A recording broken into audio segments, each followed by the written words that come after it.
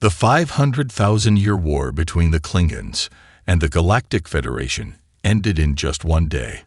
A single day after humans arrived on the galactic scene.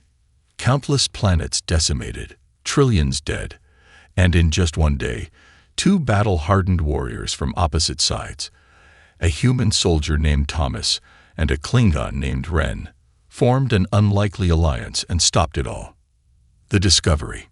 Thomas Johnson leaned against the hull of his ship, the Caro, sweat beading on his brow under the hot twin suns of the planet Cronus. He was part of the first human exploration team to the Andromeda Galaxy, expecting to find new civilizations, incredible technologies, wonders beyond imagining. What he found was war, a war that had raged for 500,000 years between the Klingon Empire and the Galactic Federation, a war that had claimed countless lives and left once thriving worlds as lifeless husks. The encounter. He heard movement to his left, and, in one fluid motion, drew his plasma rifle and spun to face the sound. 20 feet away stood a Klingon warrior, bat'leth sword in hand, staring at him with cold, dark eyes. They stood locked in a tense standoff, fingers twitching over weapons, the air crackling with tension. Finally, the Klingon spoke. The introduction. "I am Ren, daughter of Morith," she said. Thomas nodded. "Thomas Johnson of Earth." He motioned to her bat'leth. "Nice sword, but it's not going to do much good against this." He flipped a switch, and his rifle hummed to life, glowing with barely contained plasma energy. The conversation. Ren's eyes widened as she took in the human's weapon. She had never seen anything like it. These humans possessed technology beyond anything the Klingons or Federation had. Over the next hours, they talked.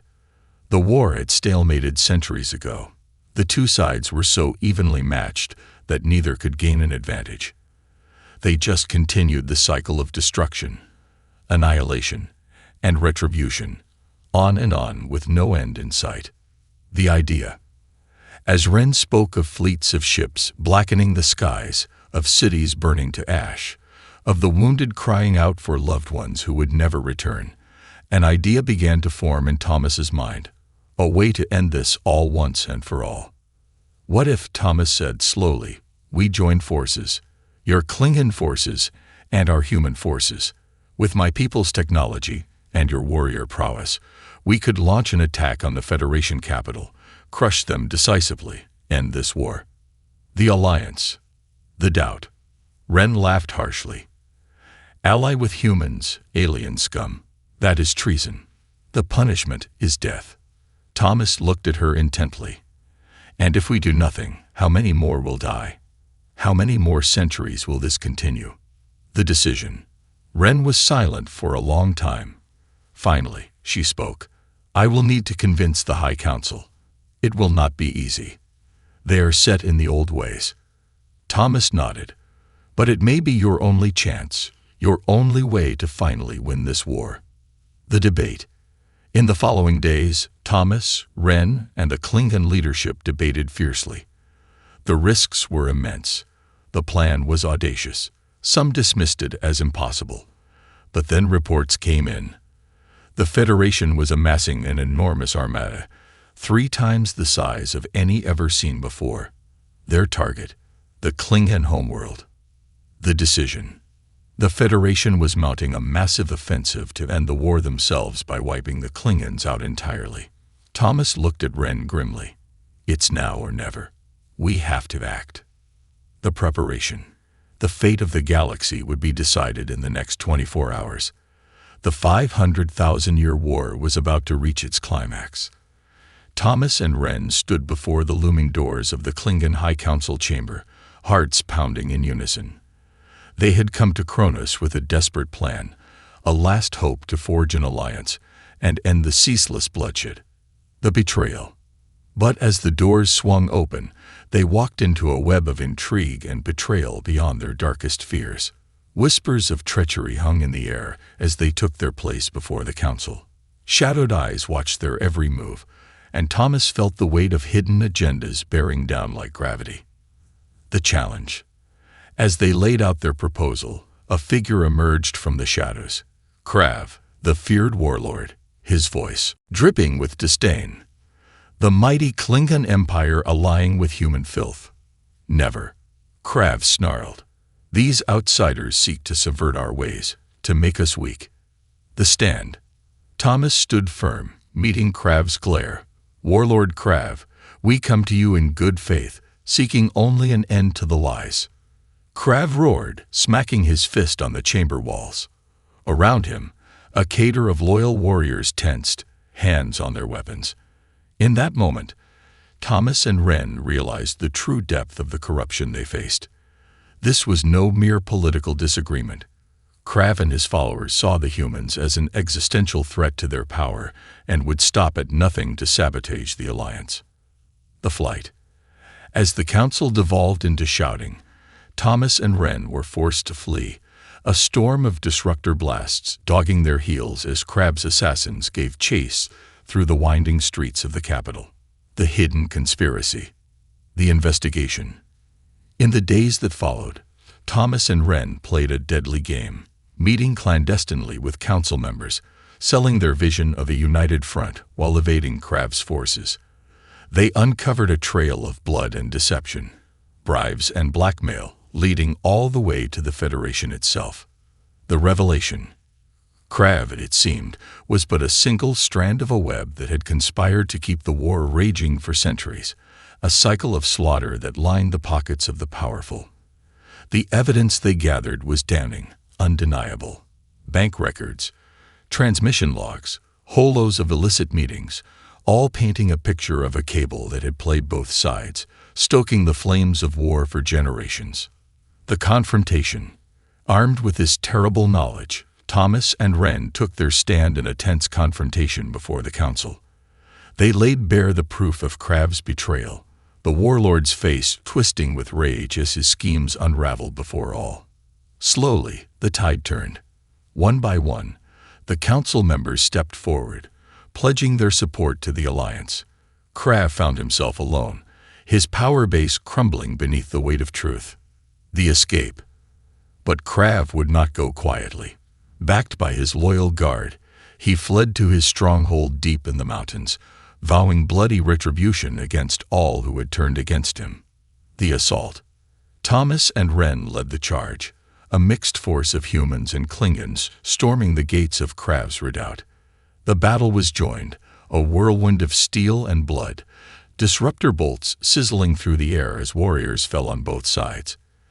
Thomas fought like a man possessed, his plasma rifle sending searing bolts into the enemy ranks. Beside him, Ren was a dervish of blades, her batleth singing the deadly song as she cut through Krav's elite guard. The turning point. The battle. Together, they pressed forward, step by blood-soaked step, until they stood before Krav himself. The warlord was a giant of a Klingon, all rippling muscle and battle-scarred armor. He met Thomas's charge with a roar, their weapons clashing in a shower of sparks. They traded blows in a deadly dance, neither giving ground, until with a final desperate lunge, Thomas drove his blade through Krav's chest. The victory. The warlord fell. His tyranny ended in a spreading pool of purple blood. With Krav's death, the fight went out of his followers. The battle was won, the stronghold taken, the alliance had prevailed. The threat. But even as Thomas and Ren planned their next move, dire news reached them. A Federation armada, the largest ever seen, was bearing down on the Klingon homeworld. The corrupt officials Krav had conspired with sought to end the alliance before it could begin, to drown the promise of peace in a tidal wave of destruction. The mobilization. Thomas and Ren moved quickly, rallying the combined Klingon and human fleets. The plan was desperate: to intercept the Federation force before it could reach Cronus, to stop the attack before it began. The encounter. The two fleets met on the edge of Klingon space, the dreadnoughts of the Federation squaring off against the birds of prey and human warships. The battle was joined, the very stars seeming to shake as the Titans clashed. Ships died in fire, warriors consigned to the void as the tide of battle ebbed and flowed. The leadership. At the forefront were Thomas and Wren, leading the charge in their respective flagships. They bore the brunt of the Federation assault, their shields flaring, hulls buckling under the onslaught, but they did not break. The superior technology of the humans took its toll, the Alliance slowly, painfully turning the tide. The climax. The gamble.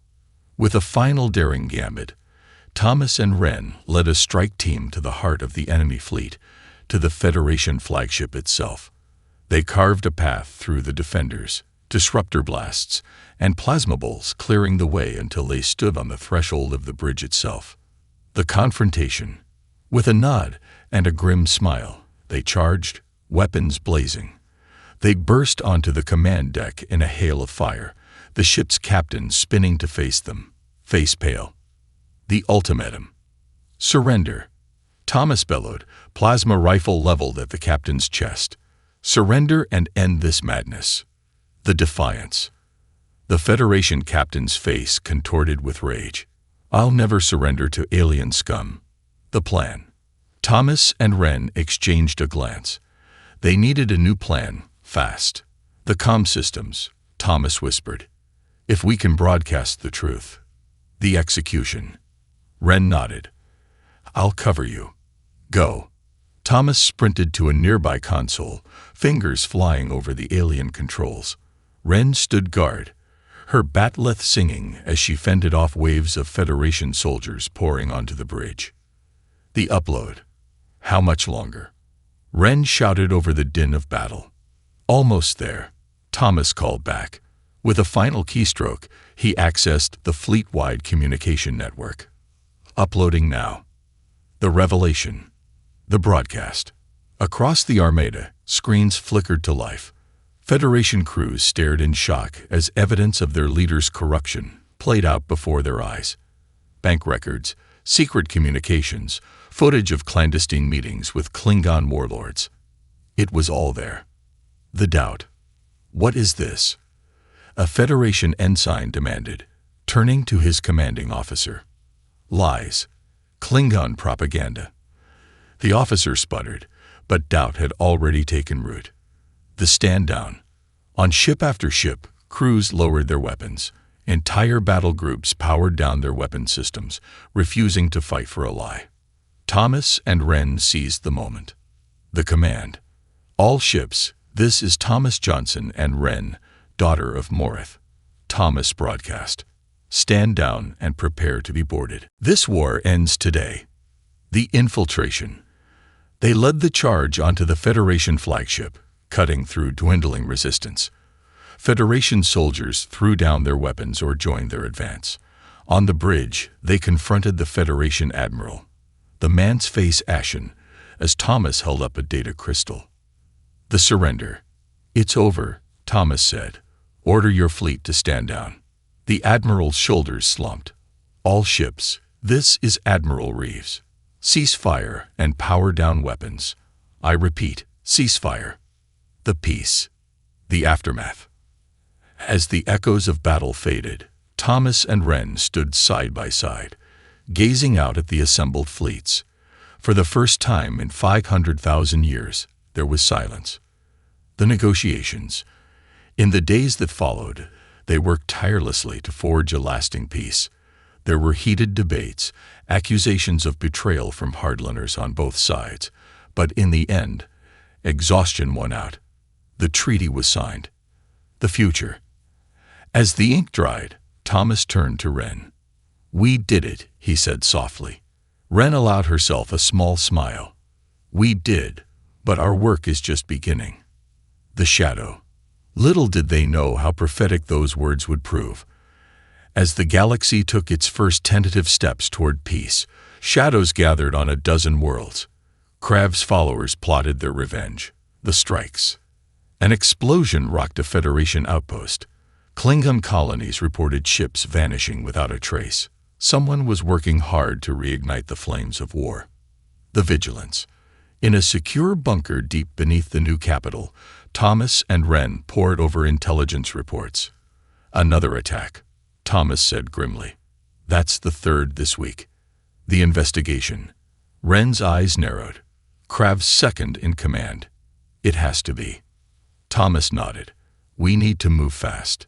If we don't stop this soon, the alliance will fracture, Ren finished, and everything we fought for will be lost. The resolve. They shared a determined look. The battle for peace had only just begun.